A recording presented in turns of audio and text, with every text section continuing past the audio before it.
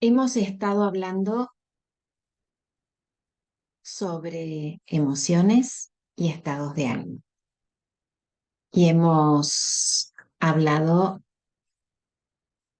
que en el caso de las emociones hay un gatillador que dispara esa emoción que construimos desde la mirada construccionista, y que los estados de ánimo responden a un tiempo mayor de permanencia en esa emocionalidad. Decimos que nos tienen porque no nos damos cuenta cuando cambia nuestro estado de ánimo. Y hay algunos estados de ánimo que son especialmente importantes de conocer y de reconocer para no quedarnos en ellos, porque lo pasamos muy mal y porque tiene un impacto muy grande en nuestra vida. Uno de esos estados de ánimo es el de resentimiento. Y muchas veces cuando vemos a alguien que tiene esta cosa de estar como enojado, es un resentido, decimos. Y lo decimos desde un lugar hasta peyorativo. Y no nos damos cuenta que es un estado de ánimo en el que muchas veces de manera recurrente podemos entrar y hasta quedarnos allí muchísimo tiempo. Que ese resentimiento puede tener lugar con otros observadores, sean personas, sea la vida misma, sea una organización, e incluso con diferentes aspectos míos. ¿Se imaginan lo que significa cuando alguien se resiente con uno mismo? El auto boicot que puede aparecer a partir de allí. Y cada vez que estamos por lograr algo, esa parte mía que está resentida con otra parte mía hace todo lo posible para que esa parte no logre lo que está queriendo lograr. Mucho auto boicot. Por eso es valioso poder entender de qué se trata, qué hace que aparezca ese resentimiento y cómo salir de ese resentimiento. Y en principio puedo decirles que hay toda una cierta cantidad de cuestiones que facilitan que ese estado de resentimiento aparezca, que nos pasa mucho más frecuentemente de lo que imaginamos en diferentes grados de intensidad, y que está muy bueno darnos cuenta de lo que nos está pasando y salir de él. Podemos entrar en resentimiento cuando sentimos que alguna situación ha sido injusta, o incluso que una promesa no se cumplió, o las expectativas no se alcanzaron de que algo ocurriera, porque no siempre prometemos. A veces se da por sentado que ciertas cosas tienen que ocurrir. Y podemos entonces, por ejemplo, pensar que soy la empleada más antigua en una cierta organización y cuando se abre una vacante me corresponde. Y cuando le dan el puesto a otro, puede ser un factor que afecte en mí y que pudiera pasar que yo me resienta. Y quizás dicho de esta manera, es más fácil conectar con las veces que nos pase y dejar de poner esa mirada peyorativa sobre algo que es frecuente, porque así podremos identificar. ¿Qué más hace falta para que se entre en resentimiento? Quizás hubo alguna promesa, quizás yo considere que me prometieron ese ascenso, me lo prometieron. Vale la pena preguntarse, ¿realmente me lo prometieron? ¿O yo lo di por sentado? ¿O me prometieron algún ascenso general, no específicamente ese? Entonces, por un lado, siento que eso es injusto. Eso que pasó, que no pasó. Quizás Yo pensaba tener una muy buena carrera en una cierta organización y hay una reestructuración y me echan. Y yo siento que esto es injusto, porque a mí no a otros. O siento que justo había sacado un crédito y ahora cómo voy a hacer con ese crédito si me acaban de echar en un momento muy difícil. Entonces, una de las cuestiones que hace que se abra el espacio para ese resentimiento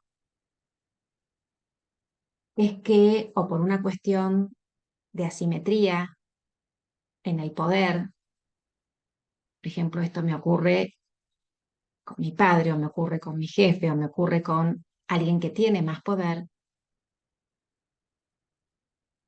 y que no puedo hablar, no puedo decir, no puedo hacer nada respecto a esto que considero que es injusto. Y entonces, todo eso que me irrita, que me enoja, que se conecta con la ira, permanece en mi mundo interior. Y esa es justamente una importante diferencia respecto de la ira. En la ira yo puedo enojarme, puedo hacer y decir muchas cosas, pero en el resentimiento esto pasa por mi interior y no lo verbalizo. A veces no lo verbalizo porque pienso que diga lo que diga, ya está. Ya me echaron, no hay nada que se pueda hacer. O a veces porque hay una relación, como les decía, asimétrica de poder y no puedo decirlo porque es mi jefe, porque es alguien que tiene mucho más poder que yo. Entonces tampoco ahí lo puedo decir. Quizás sí lo comento con otros, que lo que hacen es como soplar la llamita de ese malestar. Pero mira qué cretino, mira qué cretinada lo que te hizo. Entonces contribuyen a que mi enojo interior siga aumentando, mi malestar interior siga creciendo. Y hasta pudiera aparecer un deseo de venganza. Ya lo vas a pagar. Dios es justo y te va a llegar lo que te merece. Y nos sentimos justos porque nos sentimos del lado de la justicia, porque quizás, bueno, sentimos que hemos sido engañados, que hemos sido víctimas del incumplimiento de esa promesa o de expectativas que consideramos que son razonables y que no se han cumplido. Pudiera ser que encargué un mueble y me costó mucho trabajo y mucho dinero y me entregan algo incorrecto o no me lo entregan en tiempo y forma y esto me afecta económicamente porque yo necesitaba ese mueble por alguna otra cuestión y así entonces me quedo con un malestar que no verbalizo con quien debo verbalizar, a quien debo reclamar o no encuentro la manera de hacerlo. Este camino del resentimiento nos deja anclados a partir de eso que ocurrió o que no ocurrió, donde sentimos que somos víctimas de eso que ocurrió o que no ocurrió. Y quedamos así atados con ese victimario que puede ser mi jefe, mi padre, una organización, una empresa, la vida misma, como les decía, o algún aspecto mío incluso interior. Y no miro hacia el futuro y quedo ahí atascada en esto que pasó, con mucha rumia interior, con mucho malestar, con mucha irritación, pasándolo realmente muy mal, porque es un dolor sumamente intenso cuando uno está en resentimiento, con la sensación de no hay nada que yo pueda hacer, no hay nada que se pueda hacer para que ese otro repare, no hay nada, y quedo ahí, como les decía, con un tremendo dolor.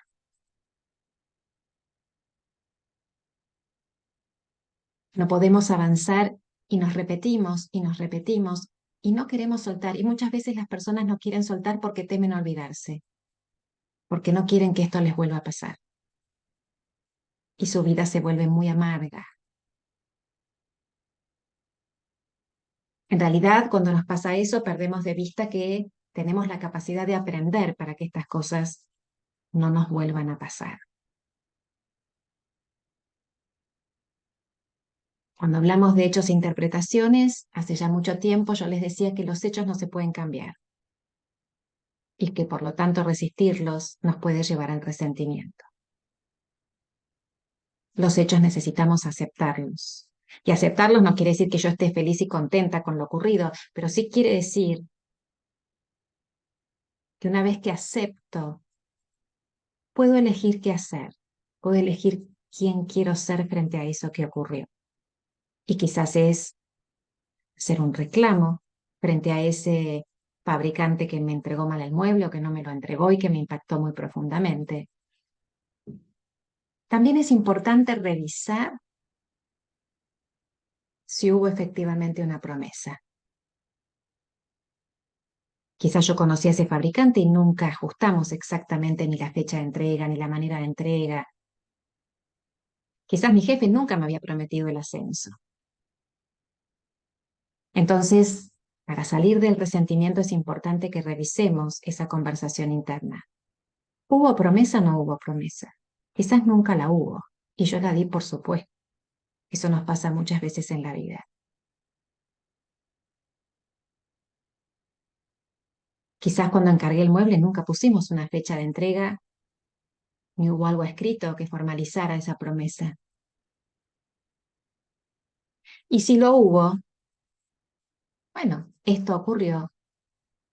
¿De qué manera conversar con ese otro? ¿De qué manera hacer un reclamo? Porque una cosa es quejarse, que no lleva a ninguna finalidad concreta de resolver, y otra cosa es reclamar, mostrándole al otro el impacto que su accionar tuvo en mi vida. No sé qué va a responder el otro, pero en principio ese es un camino para iniciar a recorrer.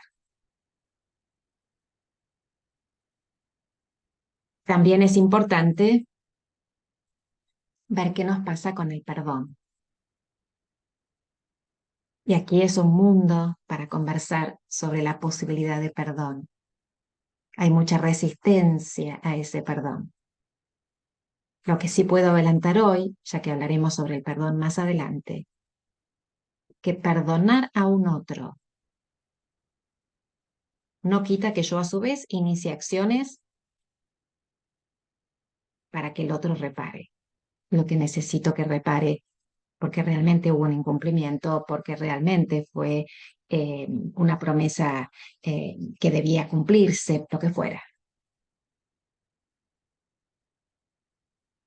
Y el perdón a quien libera es a mí, para poder salir del resentimiento y estar en paz. Y cuando digo estar en paz es, no pido más, cuando resuelvo y cierro completo en realidad ese pasado y puedo avanzar con mi vida. Y en ese momento en que estoy en paz con lo que hay, con lo que tengo para avanzar con ella. Es importante entonces que revises si estás resintiendo algo, si algo te resiente, sea con vos o con otros. Ahí lo importante es evitar que se mantenga en mi interior esto que me enoja, que me molesta porque me siento víctima de algo injusto. Todo lo contrario, es buscar la manera de conversar y revisar internamente si hubo o no hubo promesa. Desde ya aceptar y podemos avanzar hacia el perdón. Más allá que puedo perdonar y decidir no seguir el vínculo con esa persona. O puedo perdonar y hacer un juicio a esa persona por lo ocurrido. Lo importante es completar eso que pasó y avanzar en nuestra vida. Nos seguimos escuchando en la próxima.